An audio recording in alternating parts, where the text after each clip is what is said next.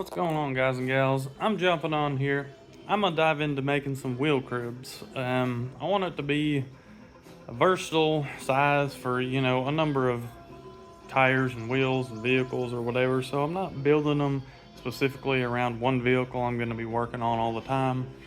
Say, I mean, say I had a 69 Camaro that was my pride and joy. I was keeping it forever and I was going to work on it a lot, something like that, and I didn't plan on, messing with anything else. I would kind of build it around the wheels and tires that were on that vehicle to fit perfectly, but that's not the case. So, kind of did some digging on, different ways to do this, and I'll show you over here what I laid out and what I had, kind of just trying to make my decision on that. And I'll show you some of the tools I'm going to use.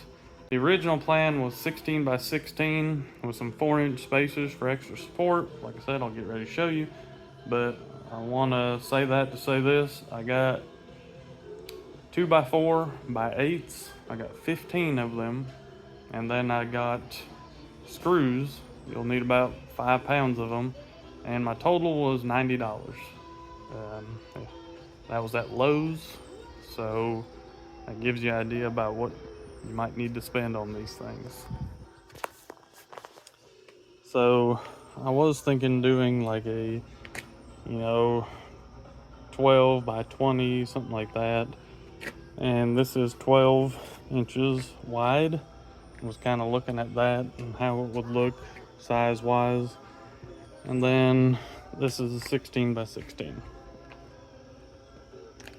And just looking at the two, comparing, that's why I just made a handful of cuts to kind of, I'm a visual person, so on paper it could sound good, all this and that, whatever, but until I see it visually, it's hard for me to wrap my head around it sometimes.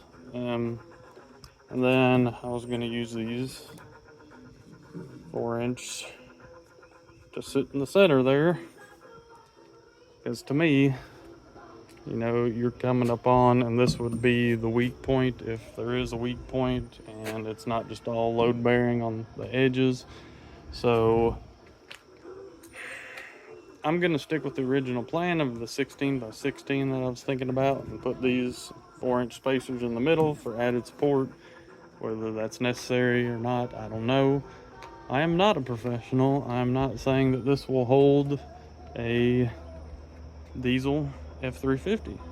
So, don't take my advice. I'm just a guy that's figuring stuff out, I guess. I don't know. But don't listen to me. Anyways, tools. Tape measure, speed square, pencil, impact driver with a bit for your screws. Most of them come with a bit. So that's actually what I'm using. I'll wear the bit out in this thing before I do my other ones. So if it breaks, then I'll use what I've got. But I went with 9 by 2.5. That's what I was going to touch on. Interior. So I'm not leaving these outside. They're not going to be outside to, be weathered or anything like that. So to me, interior screws are perfectly fine. They're going to be kept inside. I wouldn't advise leaving these things outside to get kind of weathered and corroded or weakened or whatever, since you are going to be supporting vehicles with them. So, screws, wood, should be all I need. Chop saw that I'm set up here on my welding table that I'm going to use to cut all the sections. Then we'll start building them. So I'm going to make a bunch more cuts and then come back to you and kind of show you the process of stacking one up and building it, and we'll go from there.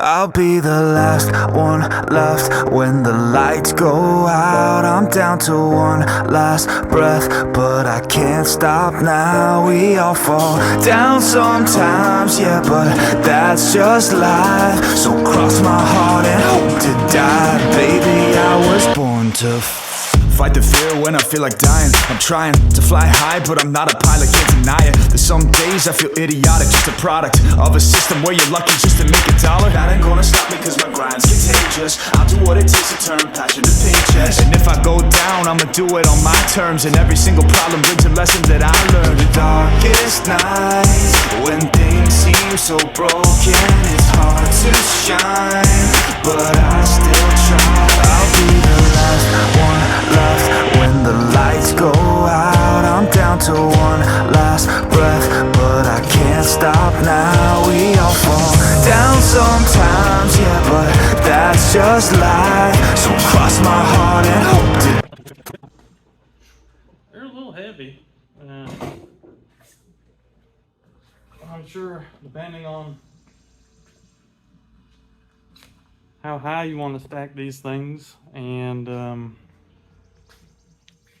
stuff like that, or if you want to use the braces like I did in the center with these 4x4s. I see a lot of people don't do that, and that's fine. You just have this and this is open, kind of like it would be on this side. But like I said, the wheel's going to be coming this way, so I felt like most of the weight's going to be there, like this. So I wanted to add those extra supports and kind of rather be safe than sorry or overbuild it.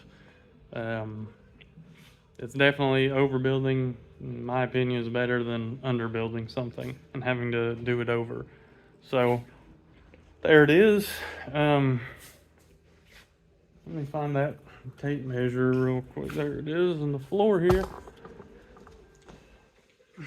So once again, how I built mine, 16 by 16. Added the extra pieces, tire going this way, weight distribution, that whole thing. So nothing blocks, nothing blocks. So with this, it is 15 inches and a quarter. Now the wheel's going to kind of cradle in here, so it may droop a little more. I mean, from here to the bottom is 13 3/4. So it'll kind of lift it within that range from 13 to 15 inches or so. And depending probably on the size of the wheel, sidewall, whatever. Science stuff for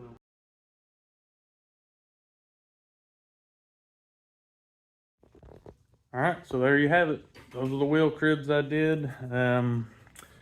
You can build them however you want, any size you want, but that's just kind of the gist of how to go about it and some of the tools and things you may need to get you started and get headed in the right direction. I did come down here with Ace and weighed one of them, and they are right around 40 pounds. So, of course, depending on size and everything that you build yours, it'll vary. But I just wanted to throw that in there. And today is Father's Day, so happy Father's Day to everybody out there. Like, subscribe, comment if you'd like, and we'll see you next time.